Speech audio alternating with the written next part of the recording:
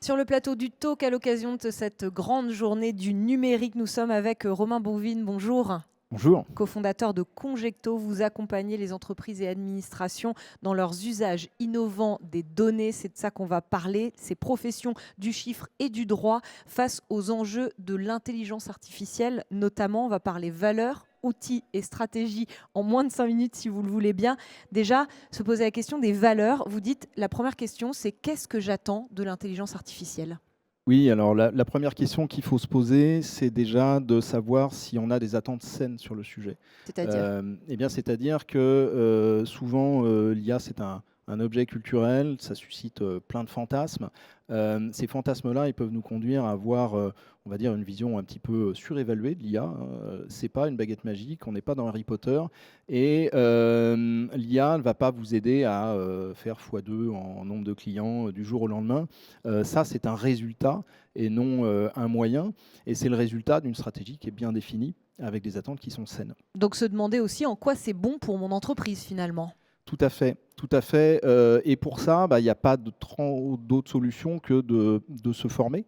Avoir des attentes saines, c'est savoir pourquoi la techno est bonne dans tel ou tel usage.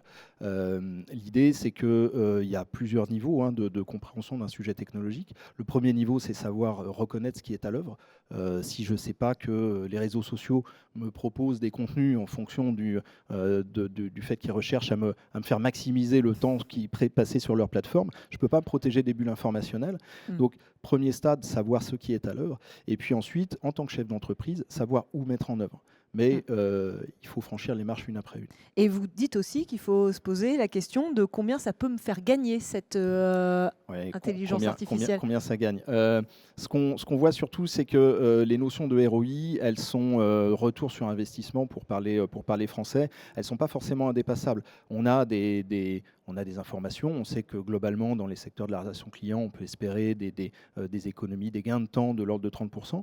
Mais les notions de retour sur investissement, moi, j'invite plutôt les professions du chiffre et du droit à les mettre aussi en regard d'autres notions que sont la qualité de vie au travail des collaborateurs et également les aspects de relations clients qui sont des aspects vraiment clés de ces professions qui n'ont pas forcément des biorhythmes et des temps qui sont aujourd'hui en rapport avec les attentes des très instantanées des clients aujourd'hui. On a parlé valeurs, un mot sur les outils, on pense là à ChatGPT en fait, mais vous dites qu'il faut se poser la question de comment on fait pour le mettre en application avec les données de manière sécurisée. Oui, ChatGPT, c'est un service qui est fourni par une société américaine.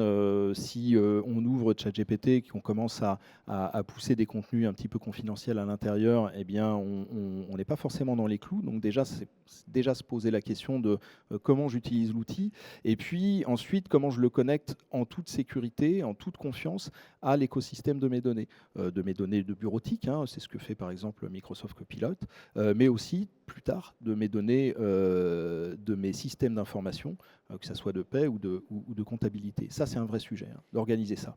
Il nous reste quelques secondes pour parler stratégie. Par quoi je démarre si je décide de miser sur l'intelligence artificielle ?